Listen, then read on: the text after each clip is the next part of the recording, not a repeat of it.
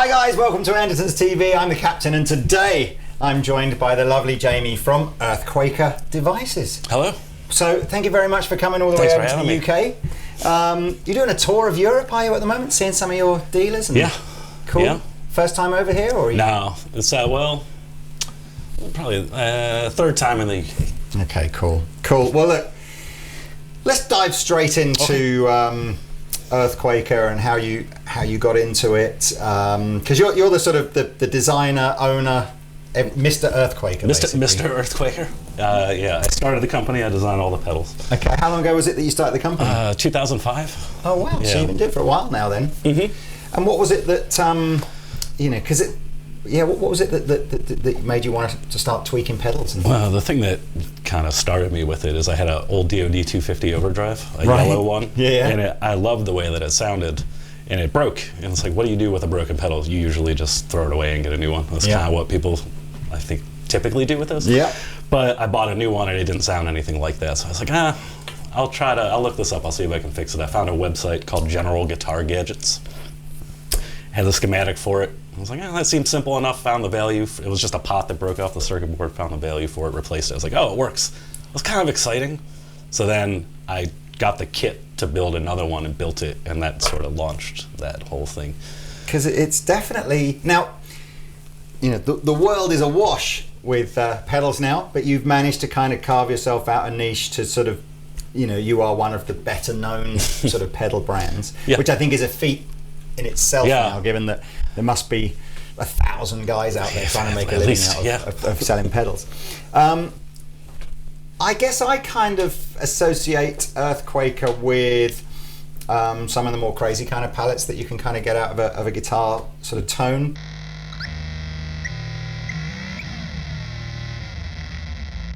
But do you think, is that fair? Is that something that is that your kind of angle, do you think? Or? Yeah, I think it's pretty fair. But to I guess be fair to other even more experimental people, like in my mind, like there's way crazier. Yeah. I think that everything we make has some musical setting for everybody. Yeah. Whether it takes some, they can find it right away is another story.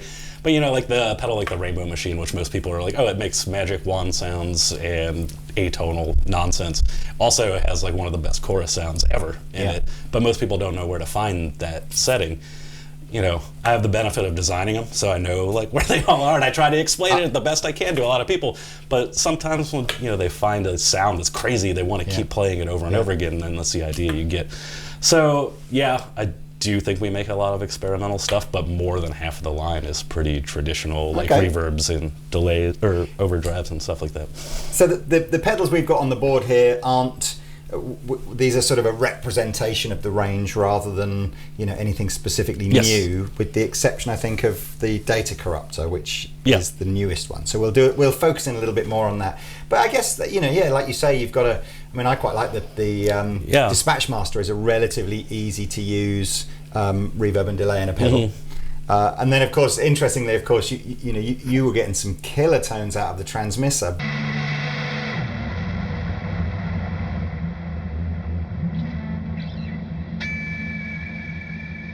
But that felt to me more like a pedal you needed to know, and you wanted to be moving the knobs whilst the sound was coming out of it to get that kind of vibe. It's definitely one of those pedals. It's fun to tweak, I guess, to play with the knobs while you're playing. And the frequency control controls the center of a filter inside that's resonating to the point of feedback almost, and that you can put an expression control on and control that. I was thinking, I didn't see the input on the side there. I was thinking that really a lot of these pedals, I guess, have got the expression pedal input here because they need, you want to be able to do that. I see the Avalanche actually. You can assign. You've got like 6 different things that you can assign the expression pedal to do. And then to make that one even more maybe confusing or awesome, the way the expression controls function is slightly different than the way the actual knobs function. Right. So it sort of gives us secondary features to all of them.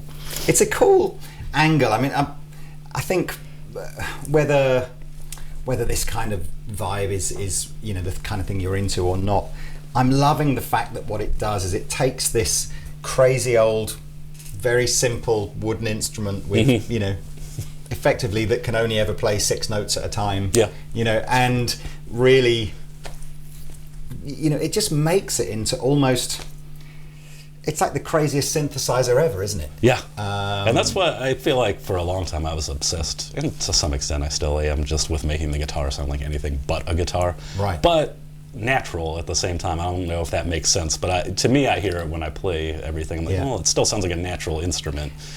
I think any instrument where that's the only thing I think that when I hear synth players, and I kind of, you know, I am a fan when you hear a really great synth player and they've got all the oscillators on and they've got these big fat sounds like that. It still feels to me that the one thing that those guys can't do that guitar players can do is that touch, isn't it? That sensitivity, that uniqueness of where you can make a sound that is entirely your own, as opposed to you know, it's hard to get like a human aspect to a synthesizer. Some people can do it. Actually, really although have you had a chance to play with those Rolly? I've seen them a bunch, but I haven't. I feel like I make a lot, like I like a lot of synth-based music, and like I like working with the electronics and stuff. But like every time I get to a synthesizer, I'm sort of like, I think that's the next. I don't know how to work this. I think that's the next big market for pedals is to get the keyboard players. You know, I know some of them already do, but you know, really get them using them as much as guitar players do. Yeah, we have a surprising amount of users who are synth players, and I think that I mean, really, that kind of adds a human element to it, like any kind of delay or reverb, something that has an unnatural movement to it. Yeah. So look, let's.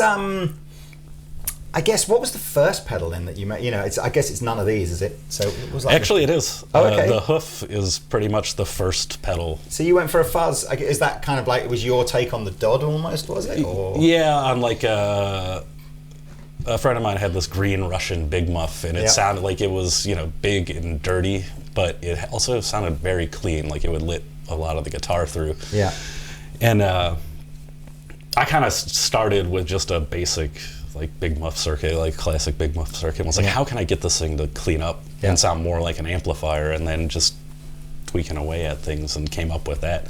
And that was really the pedal that sort of started it all, back when like forums were useful, friendly places that people would talk to each other and be excited about stuff. Really? There was a time, you mean, where people just didn't hate each other on the internet? You know, it was like 15 minutes. Must have been amazing. Yeah. Anyway, well, let's strum it. Let me hear it. I want to hear this. So this is like, you know, Jamie's first pedal.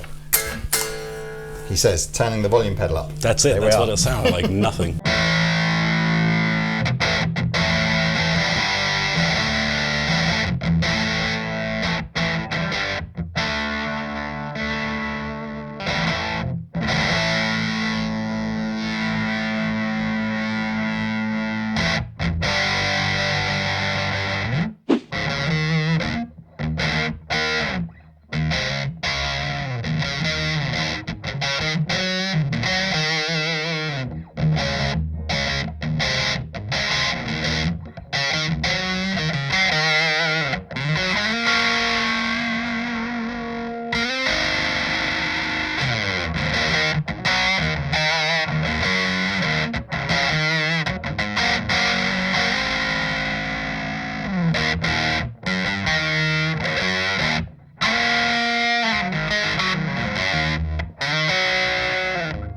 That's mega. Yeah. And were you surprised when you first started making pedals about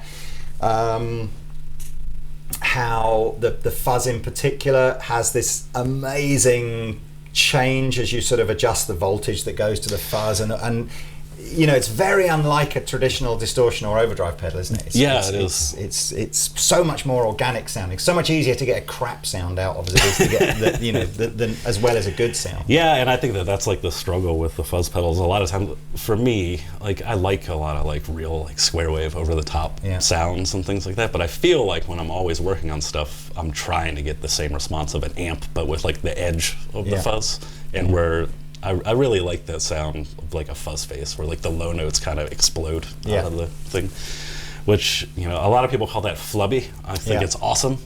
So, you know. I bought this was 3 or 4 years ago, Andertons had its 50th anniversary celebration.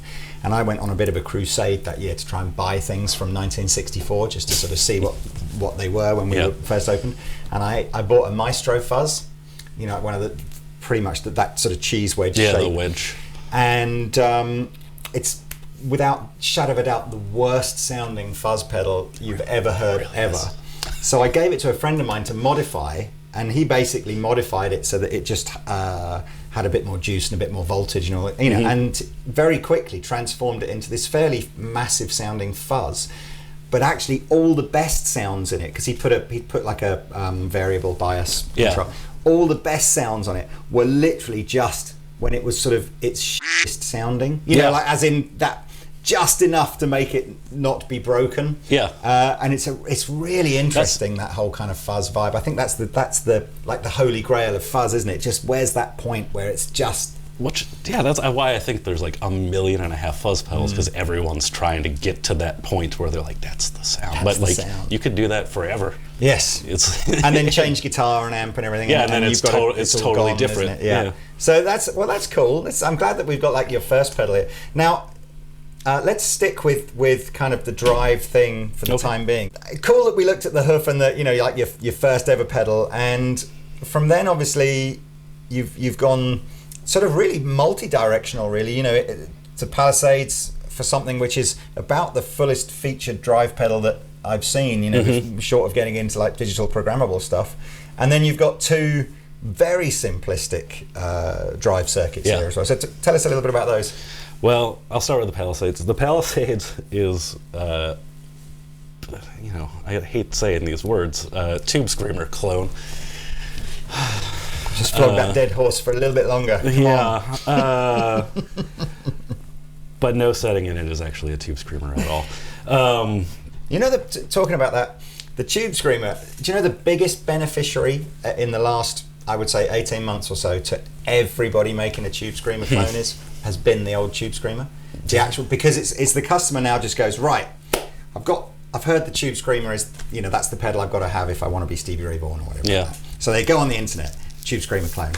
1 million Tube Screamer clones come up. So all the customer does is go, I'm too confused, I'll just buy the Ibanez one. Yeah.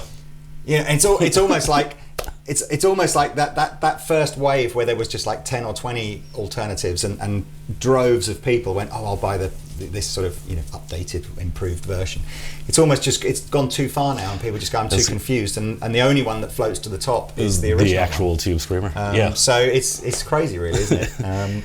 Yeah. Well, the Palisade, I first of all was not a fan of the Tube Screamer. I don't like the sound of it. Like, I hear it and I'm like, well, you sound good with that, and then I play it and I'm like, I hate nothing I like about guitar is here anymore. Like, the low end's gone, all mid-range. Yeah.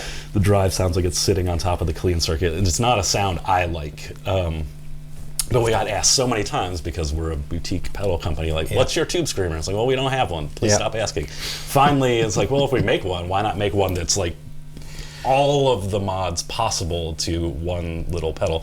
So that's really what this is. Like, the bandwidth sets that like frequency center point, like where where the whole drive sits, like where it clips, how it compresses and all that. And then the voice is all different kinds of clipping diodes, from none all the way to almost a fuzz sound. You have 2 different gain settings with the gain switch and then an output boost.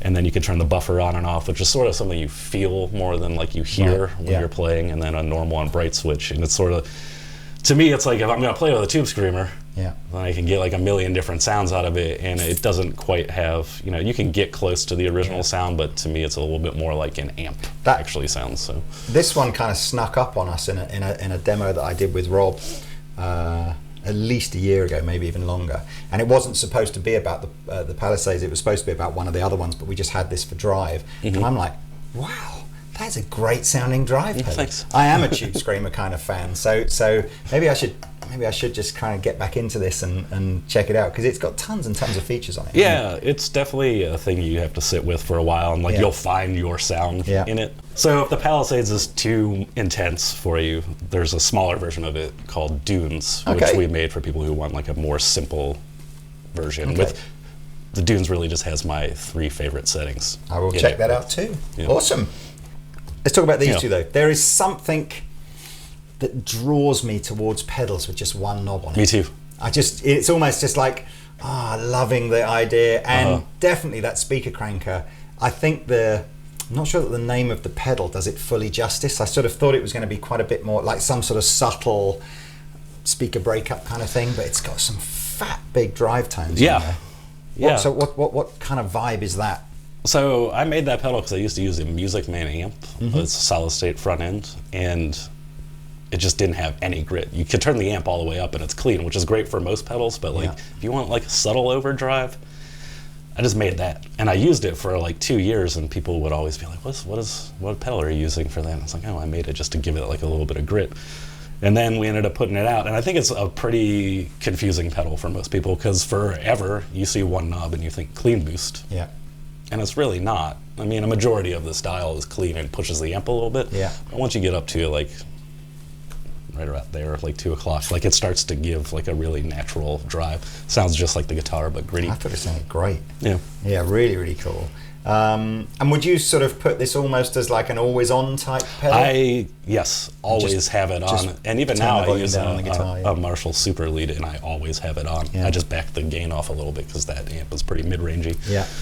It sounds cool. Now, the Eruptor, which caused us to have to go into the store and get a volume pedal on the floor here, because at the level that we're recording at here, which is, sort of reasonably loud but not crazy loud, as soon as we turned the Eruptor on, things became literally 5 times louder. Yeah. So I guess, again, be careful. I'm guessing this is, again, potentially another always-on kind of pedal, is it? It could be. Lead boost, or what would you... Yeah. So one cool thing about the Eruptor is it has a transformer transformer-based pickup simulator inside, so that it's like it's always seeing a pickup at full strength. So when you back off the guitar volume knob, it cleans up super well, but retains like the full frequency response of the guitar. Oh, we've got a bit technical here, so we've gone a bit deep. I think I know. This is where we're talking about, the difference that buffers and impedance makes when it hits the kind of the first stage of the pedals, isn't it? So, and I've always liked the fact that as you turn the volume down on the guitar, it does take some treble away. But are you sort of saying that you've put something in here so that effectively that treble isn't taken away? Yeah, it isn't taken away, but it's also not. It doesn't get very bright and thin like it typically would. So it retains like the full response of the guitar, and that's you can put a buffer in front of it, which typically you can't really do with the fuzz pedals or a wah or anything really. And the other thing is it's very loud. It's very loud. It's very loud. YouTube never really is a great place to kind of demonstrate volume level differences because of the way YouTube compresses things out. But trust me, this halfway up literally tripled the volume in the room.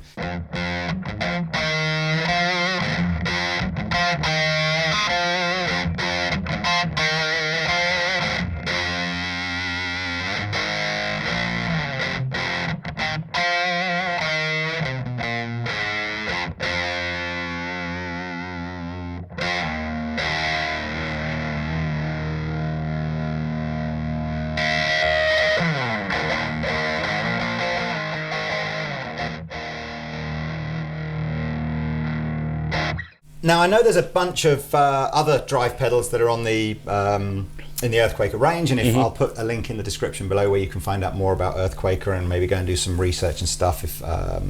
But for now, I think let's move on to some of the stuff that I think Earthquaker really made a name for themselves in, which is some of the sort of the more crazy delays and reverbs and modulation kind of effects. We mentioned the Dispatch Master. That's probably the most normal pedal on the board, isn't it? Yeah, it is the most normal pedal. It's our best-selling pedal. Well, that tells you something. It's a secret. We're all quite normal guitar players. Is that? Yeah. I know what you mean. Everybody wants reverb and delay. Yeah, it's good for pretty much any kind of music, and it's a good studio tool. A lot of people end up using them in the studio and then going out and buying them. And it's not the world's first delay and reverb pedal, but in the boutique world, it's really it was sort of there before everything else, so it kind of got a head start on all that stuff. Yeah. So there's a lot of them out there. I mean, it's and you don't have to you don't have to spend a lot of time with this pedal to get a good sound out of it. Nah. Dial in the reverb, dial in the delay, tell it how much you want, turn it on and off. Yeah, it's impossible to screw up with that pedal. Which is a nice link into pedals that are possible to screw up. So tell me about the Space Spiral and the Transmiss. So these came out fairly sort of back to back, if I remember rightly, didn't they? Or pretty close, yeah. So one is doing more what sort of heavily modulated delay, and one is doing crazy reverbs with frequency sweeps in them and all sorts. Yeah. So who's that aimed at? Just me wanting to play one note and turn a bunch of knobs, assuming that other people want to do that too. I think the space viol has turned out to be much more experimental than I imagined. When I heard the pedal, I was like, when it was finished, I was like, this is a really cool lo-fi modulated delay. And then the response I get to it is people are like, their minds are blown by this thing. And in my mind, it was a very traditional pedal.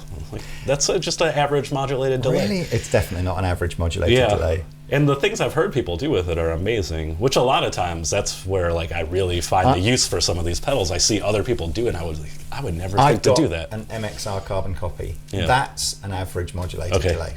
Yeah. This is way more extreme than that. But cool, and as I said, I think when we see some of the playing clips, you can certainly see that using the expression pedal input on this, or just knowing what the knobs are going to do as you twist them, it's very, very cool to see you play, like you say, playing one note and letting it decay and twisting some knobs on it, and it all of a sudden that becomes musical in itself. Yeah. Which I guess is, I guess that's the point. That's the point. Yeah. This looked relatively straightforward, almost just like a sort of a beefed up version of the Dispatch Master, but not terribly complicated to get a good sound out of. Yeah, and that's actually where the idea for that started, was can we make a tap tempo stereo version of the Dispatch Master, and then it completely morphed into something else entirely. So we mentioned before that, again, you can control 6 of the different parameters with an expression pedal, which is cool. Other than that, though, again, is it really just delay and reverb and tap tempo? Yeah, in the top controls are for the delay, but middle 2 are for the reverb. So it has 3 settings. The middle setting is just a standard delay and reverb. It has a swell setting, which the reverb... Is that American swell, as in just really good, or does it mean swell? It's swell. You'll feel better. Like a Brady Bunch setting. You can just go, that's swell. Or maybe it's actually a thing. Let's show them. Let's show them what swell really is.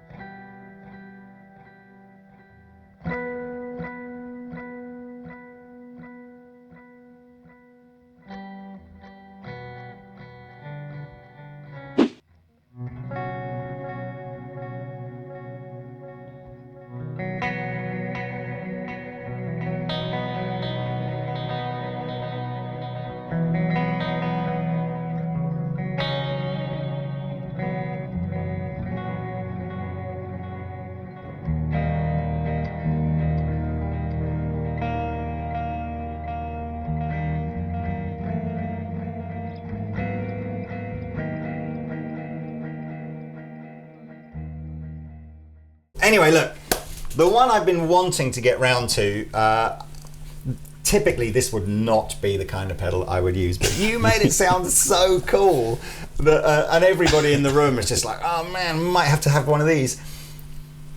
I don't even know where to start. What is it? It's like everything crazy in one box. It's a monophonic guitar synth with a square wave fuzz based on a phase lock loop. So what it does is it takes the guitar signal and basically tracks an oscillator with it. Okay. So it's kind of like a synthesizer, really. It's a frequency synthesizer. So with that master oscillator, you get all these octaves and intervals in those octaves.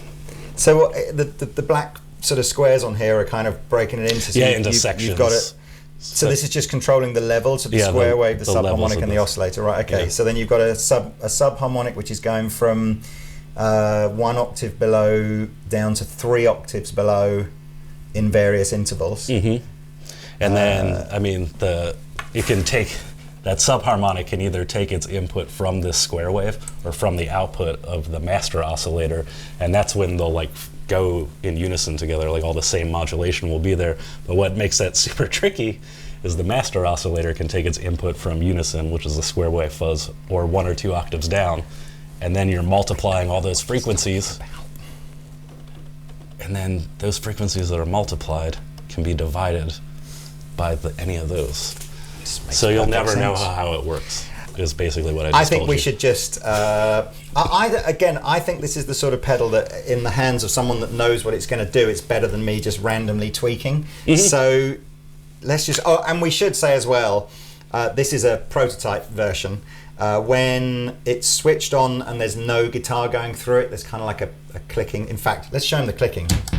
Okay, that isn't there on the non-prototype version, unless you want it, and then that's an extra $100, and you just email Jamie and he'll give you the extra special. I'll break it for you. Yeah. It's $250 though.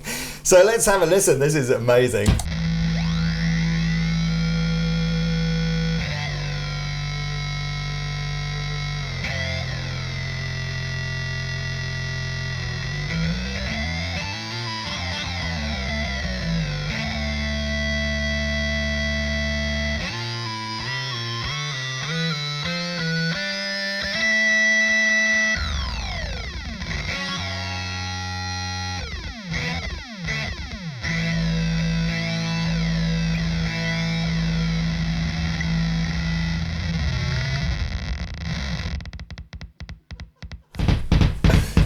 Sound like I was just like, oh man, that's cool.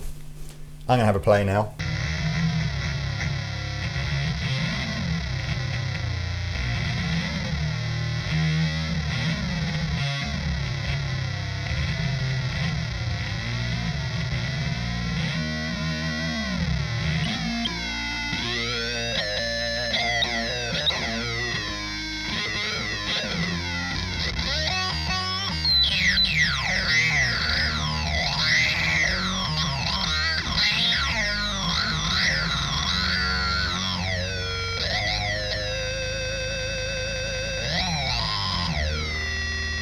I'll take it.